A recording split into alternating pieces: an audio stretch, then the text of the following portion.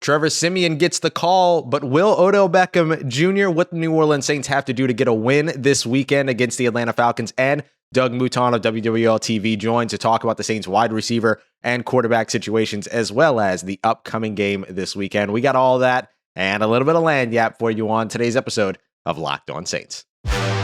You are Locked On Saints, your daily New Orleans Saints podcast.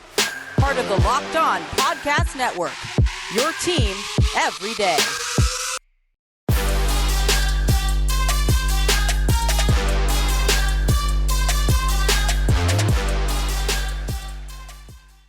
What is good, Who Dat Nation and Who Dat family? Welcome into another episode of Locked On Saints, your daily podcast covering the New Orleans Saints, part of the Locked On Podcast Network, your team every day. Don't forget that we're free and available here for you on all platforms, including on YouTube. And thank you so much for making us your first listen of the day every day. I'm your host, Ross Jackson, at Ross Jackson Nola on Twitter, Canal Street Chronicles, Locked On NFL, and here with you every single Monday through Friday on Locked On Saints. And today's episode of Locked On Saints is brought to you by McDonald's, proudly serving communities since 1965. McDonald's has always been a great place for you to be able to drop by and enjoy yourself a nice, tasty, and affordable meal, but they're also an unofficial community center. A big thank you to McDonald's for always being there.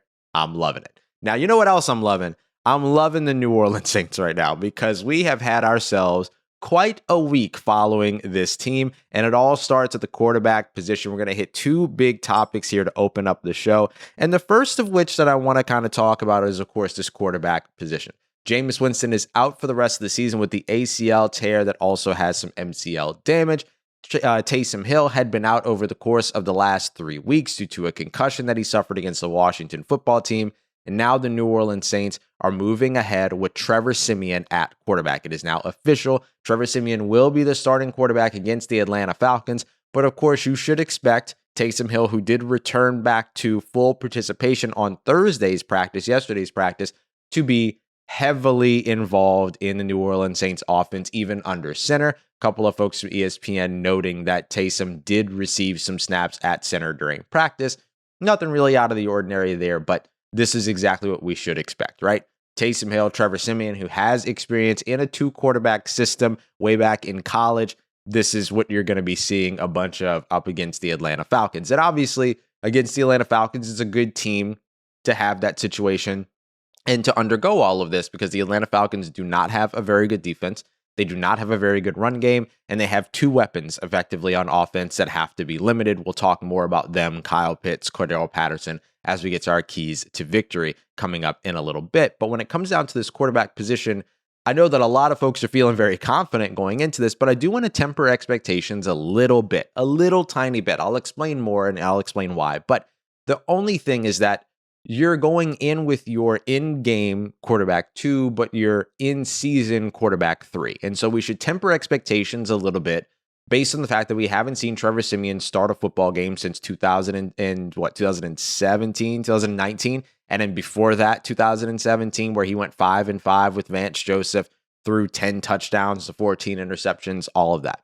Now you go 1 year before that, and he threw for 3,400 yards. He had 18 touchdowns to 10 interceptions, and had 2,000-yard receivers in Demaryius Thomas as well as Emmanuel Sanders. But that, of course, was all the way back in the year 2016. So we're a little bit removed from that. So I say that not because I think Trevor Siemian is going to go out and fail. I think that the New Orleans Saints can and will win this game on Sunday with Trevor Siemian as their starting quarterback.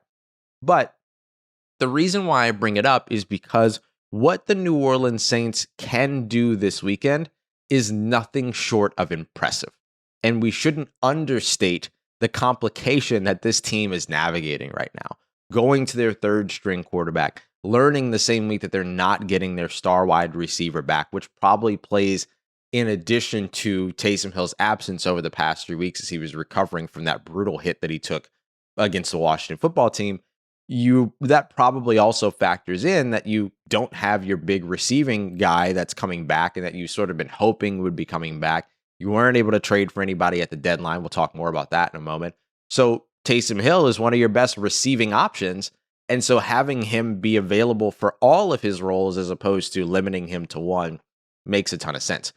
here's the big difference. I mentioned the last 2 years that, that Trevor Siemian started and played the majority of games. In those seasons, in one of which when he went, I believe it was 8-6, that was with Gary Kubiak. He went 5-5 with Vance Joseph. The difference is Sean Payton.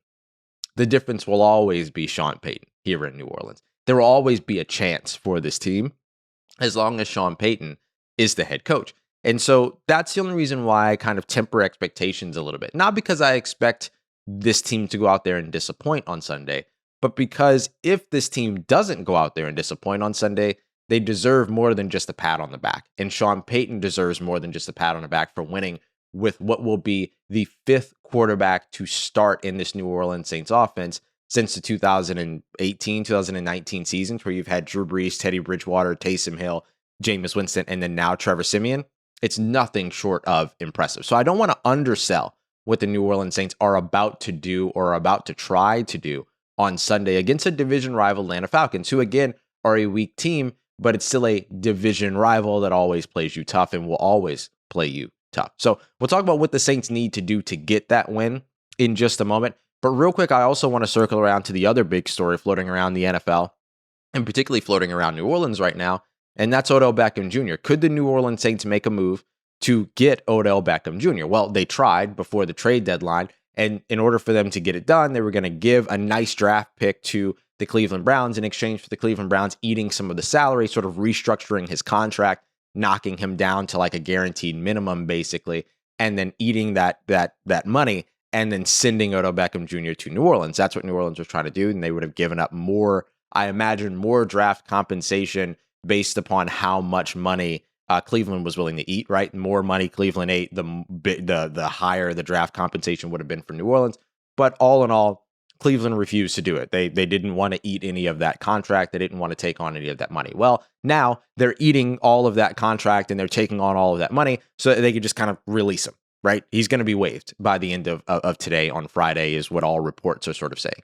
So with that being the case, could the New Orleans Saints jump in and either claim Odell Beckham Jr. off of waivers, or do they have a shot at him in free agency? I think they would have a shot at him in free agency. They have a pretty good situation to pitch to him, right? I mean, you've got Taysom Hill. You have a winning team right now. You have a team that wants to run the ball, but that looks to pass the ball. They need help at pass catcher. He would be the legitimate and inarguable number one in the system. And of course, it's New Orleans. It's home for Odell Beckham Jr. So I think all of that works in their favor. However, with Cleveland eating so much of his contract now, there's a chance that he gets claimed on waivers, and the Saints are 23rd in terms of waiver priority. And there are a few teams that are ahead of them that would make a ton of sense, including the number one team right now in terms of waivers, which is the Detroit Lions. They need a massive amount of help. It just depends on how close they feel like they can actually really, do they spend that time and spend that waiver priority and spend that money to bring Odell Beckham Jr. in the hopes that they can rebound their season, because they're not going to. They're winless.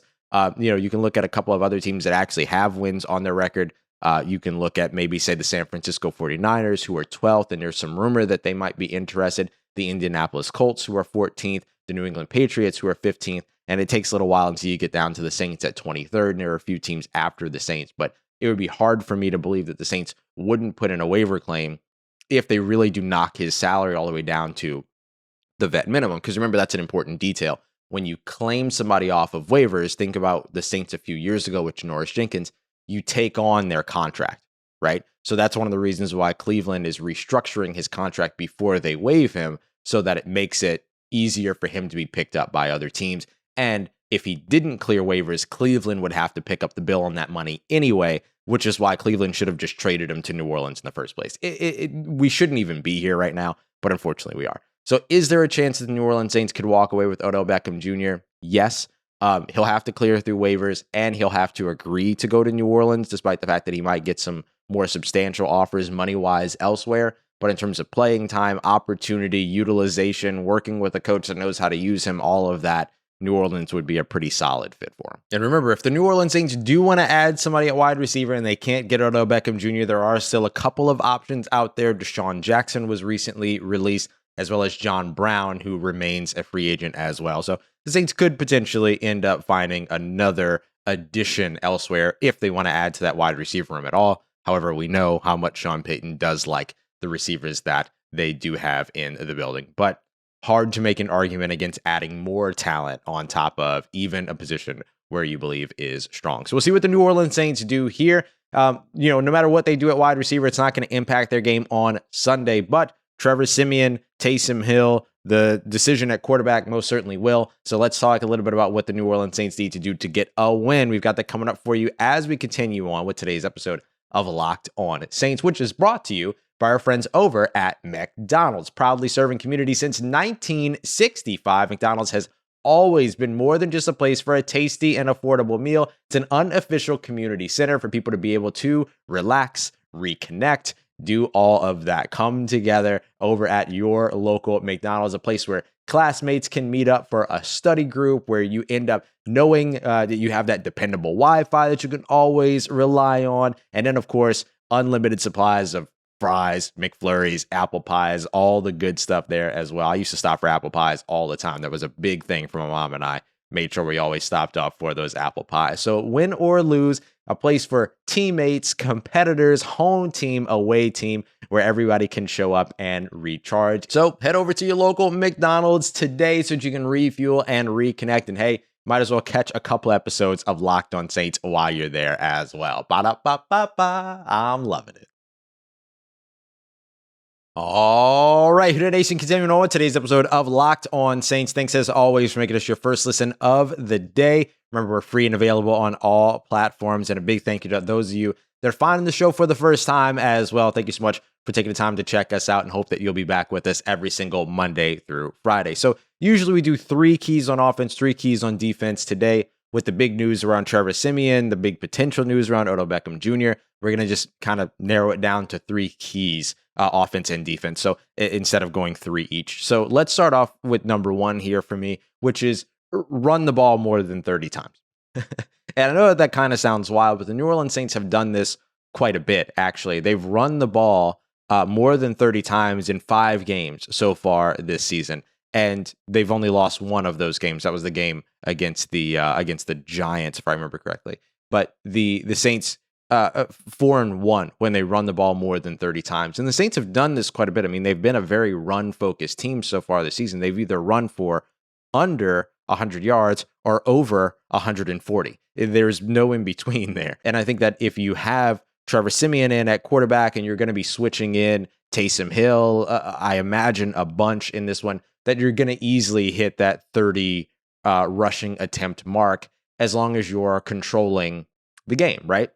If you're in a situation where you're playing from behind because, Atlanta strikes first, or Atlanta strikes early, or Atlanta strikes often, then you're going to end up putting yourself in a situation where you have to throw the ball back into this game, and you have a brand new starting quarterback in that situation who's a veteran, don't get me wrong, but you can control this game a little bit more if you're able to do it with your bread and butter, which is the run game and then the defense over on the defensive side. So that's going to be a big thing for me over on this offense, utilizing Alvin Kamara, Mark Ingram, Dwayne Washington, if he's healthy and able to come back for this game. And then, of course, Taysom Hill to run the ball more than 30 times. If the Saints can do that, it means that they're controlling the game, right? They're controlling the game clock. They're controlling the time of possession. They're doing all of that, which they would absolutely need to do in order to be able to put up that many rushing attempts. So look for the Saints to try to establish the run early, maintain the run quarters 1 through 4, and not bail on it like they have seen their opponents do. And I think that that would benefit them in this game, especially at home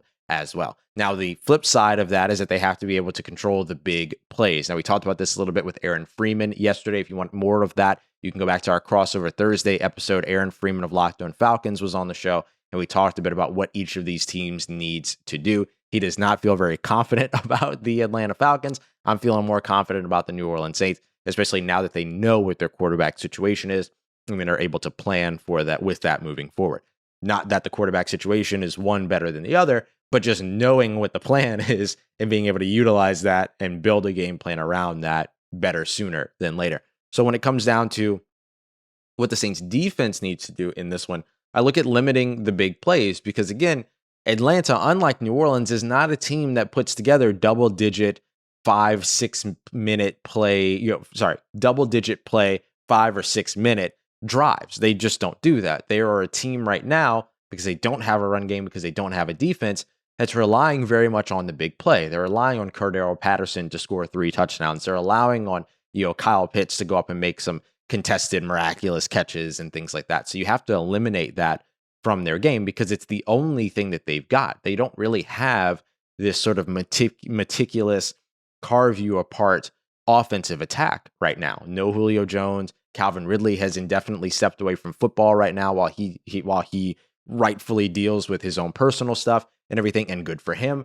And so right now, what they have are a couple of big play machines, but not really the mechanism to churn them out. And the New Orleans Saints have this phenomenal defense that they've had so far this season that had a scare at the beginning of the week with Malcolm Jenkins not participating in practice, but he was back and limited on Thursday. We'll see what his status is later on today, but the Saints have everything that they need to be able to limit what Atlanta would be relying on, which are those big plays. And at the same time, don't give them a run game out of nowhere. Don't give them that short, meticulous, long drive building passing game at any point during this one as well, right? Let them try to play to their strengths, but take their strengths away. And the final key for me, I'm going to stick on the defensive side here, and it's continue to get pressure on Matt Ryan. The New Orleans Saints get pressure on Matt Ryan, unlike they get pressure on any other quarterback. John Hendricks took to Twitter not too long ago. This was at John J. Hendricks, who mentioned that the New Orleans Saints have sacked Matt Ryan 36 times in the past 4 years.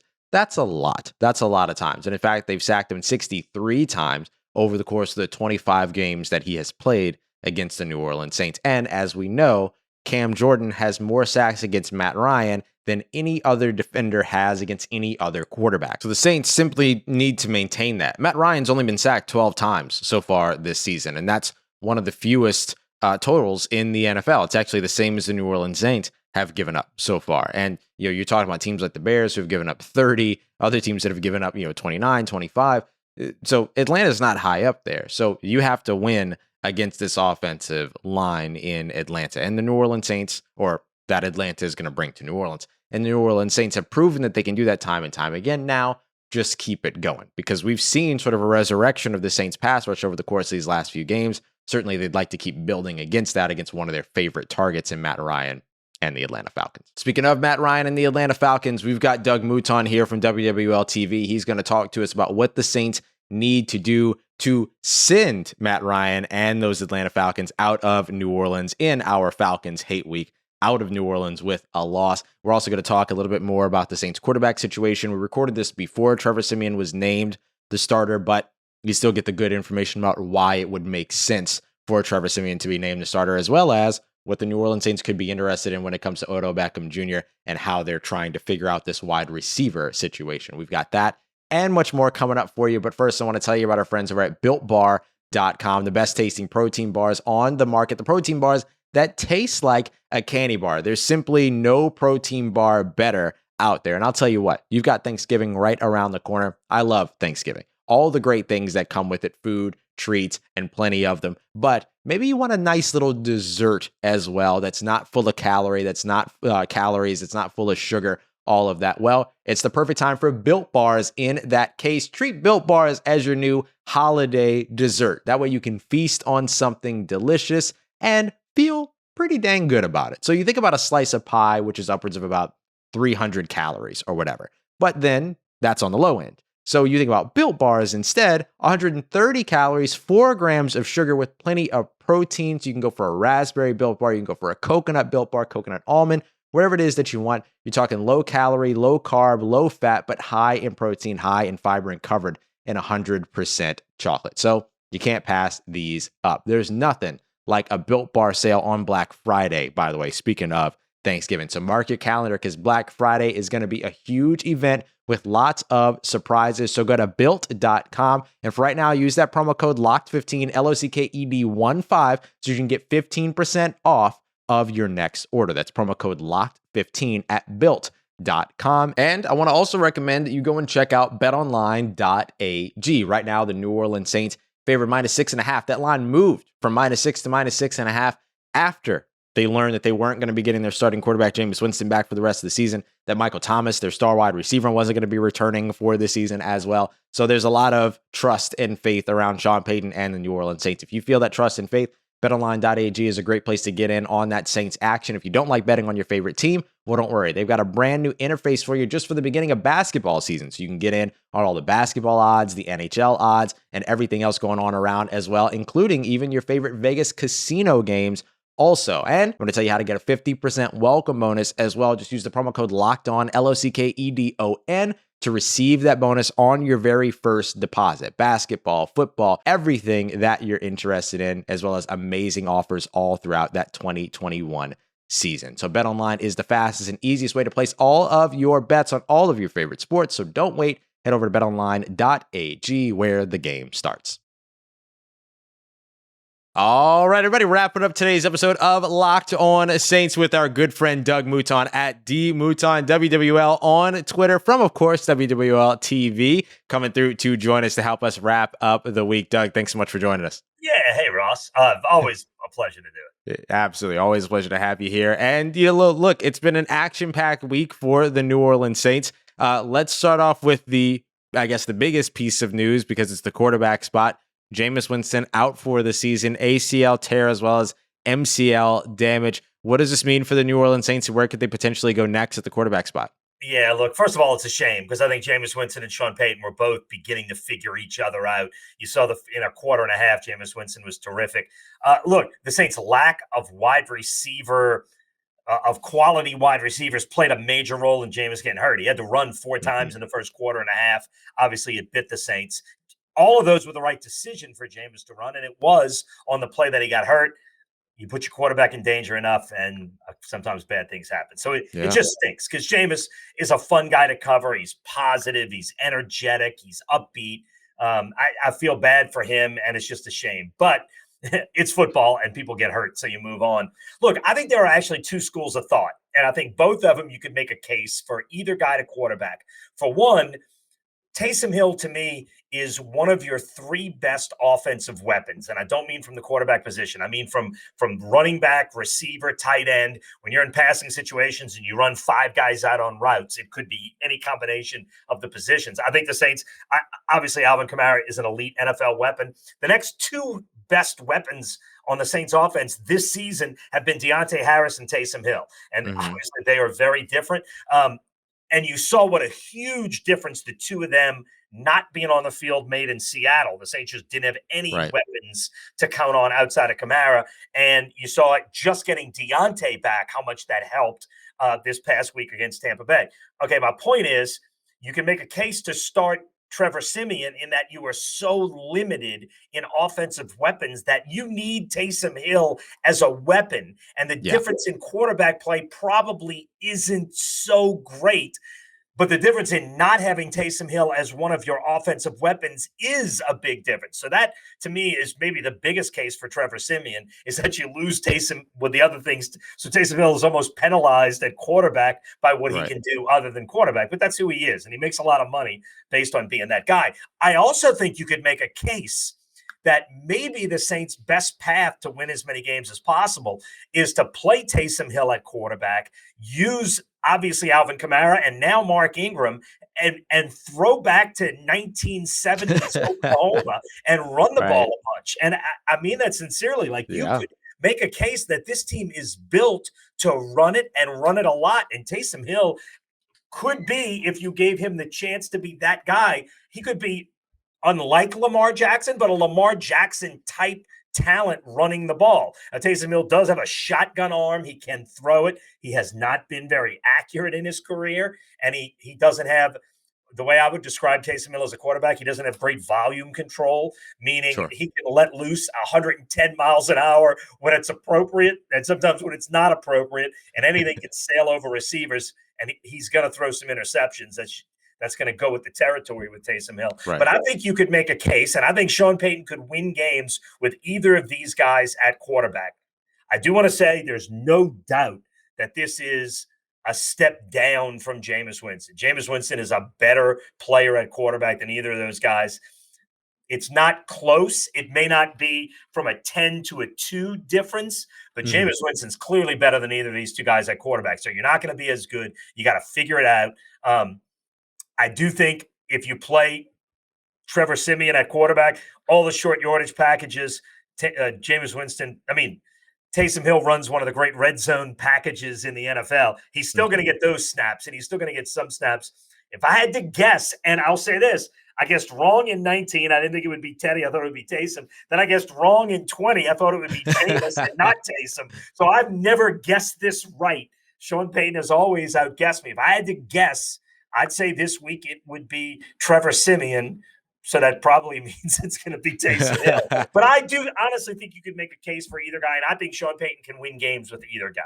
Yeah, absolutely. And I think a lot of this stuff sort of gets multiplied quite a bit when you also learn that Michael Thomas isn't going to be coming back for the rest of the season as well. You talked about what Taysom Hill brings you outside of the quarterback position, knowing you're not going to get Michael Thomas back. I imagine that makes that part of the equation all the more weighty going into making this decision as well. Yeah. Look, you've got to take it all into consideration. You're not going to have Michael Thomas, which to me, if that's going to favor anyone, it favors them equally because running the ball becomes what you do best. You're playing with a limited set of weapons. And look, I guess the one thing that we've seen in the last 2 weeks that maybe is the good thing about all this is we're starting to settle on who the Saints are going to have. For 8 weeks, we talked about who's coming back and who's out. Michael Thomas coming back and, Teron Armstead and Eric McCoy coming back and Marcus Davenport and David Onyemata back. Well, now we've sort of got all the pieces in place. You've got a good matchup with Atlanta at home that you should be able to win if you can play pretty well. So it's a good week to start really figuring out who you are, especially on offense, because it's a new set of standards. The one thing you do have is you've got Alvin Kamara, who I literally would not trade for any back in the NFL. Although I will say this, he's still top 4 in touches, and the other 3 now, including Derrick Henry, have all missed games for injury. You keep getting him this many touches, and keeping him for 17 games would be a miracle at this rate. So we'll see if that can change. But man, on a team that's so limited with weapons, it's hard not to give him the ball 25 times a game. Yeah, it could be another argument in favor for the run-heavy offense that includes Mark Ingram and Taysom Hill for sure. The Saints have some question marks in terms of where they're going to go next at quarterback. We know that it's going to stay close to the vest until it absolutely has to be out there. We know the way that this organization tends to deal with those types of situations. We know, no Michael Thomas for this season. But to me, it still feels like there's a lot of good pieces on this team, particularly in the run game and on the defense. How do those pieces factor in as we wrap up here and take a look at this game up against the Atlanta Falcons? What needs to go right here for all of those pieces that still remain for the Saints to get that win this weekend? Well, look, I do think the Saints get a pass rush, which they should be able to get. I think Marcus Davenport in his 2 games back has made a clear difference. I thought David Onyemata was okay this week. He wasn't the elite David Onyemata that we saw often last year. And I'll tell you, the one game that opened my eyes last year to David Onyemata was the Atlanta game in Atlanta, where Onyemata drew all of the double teams in that game, which I found interesting that Atlanta viewed Onyemata as the guy you have to overplay on the Saints defensive line. I'm waiting for the real David Onyemata to come back. And I'm sure it took him a week to get acclimated and sort of up to football speed. So I want to see him. Look, the defense was terrific across the board. I thought Malcolm Jenkins had his best game. He was back to limited on Thursday as we record this. So I believe he'll be playing. The defense should be at full strength. This defense is terrific. And there's no reason that they shouldn't shut down a very limited Atlanta offense. You're not going to have to score a lot of points to win. And I think the Saints, just Alvin Kamara gives you a chance to do that. So I love the Saints' chances against Atlanta. And look, the one thing about this season, and this was my number one takeaway from last week, was that this season is the great unknown. And it just keeps happening where every week we keep saying, let's figure this out. But along the way, they've won 5 games, and I think they're going to get to 6-2 while still trying to figure stuff out. So, look, they could be in a lot worse shapes, and that defense has just been spectacular. So I see no reason that shouldn't continue because they're all healthy and they're all playing well. Absolutely. Sure, it helps to go up against a familiar opponent as well in another division rival, the Atlanta Falcons. Doug, appreciate you always coming through here. We love being visited by our family over at WWL here every week. You can follow Doug on Twitter at DMoutonWWL. And of course, you can catch him on Channel 4. So appreciate you coming through, Doug. Thanks for spending some time with us. Yeah, thanks, Ross. Happy to do it. Always a pleasure to wrap up the week with all y'all. Thank you, as always, for supporting the show. Can't thank you enough. But we're not quite done here this week. We got something a little special. Let's Hang.live. Let's Hang.live. Go and get signed up. Sunday, during the Saints and Falcons game, I'm going to be hanging out with Ricky Williams, Andre Rison, Andre Reed, Lance Moore is going to come through. You're going to have a few other legends that are going to be there as well. So make sure you come through. Hang out with us, watch the game on TV, but join the party at Let's Hang.live. Myself, Aaron Freeman, we're all going to be there. So come through, come hang out during the game. Going to be a ton of fun. Thank you again, as always, for making Locked On Saints your first listen of the day. For your second listen, go check out the Peacock and Williamson NFL show so you can get everything you need around the NFL in less than 30 minutes. We'll have a ton left to cover even before the game. So keep up on Twitter at Ross Jackson, NOLA. Hit me up. Let me know how the family's doing. Let me know how you're living. Let me know how your mom and them. And trust you, that nation. I'll holla at you.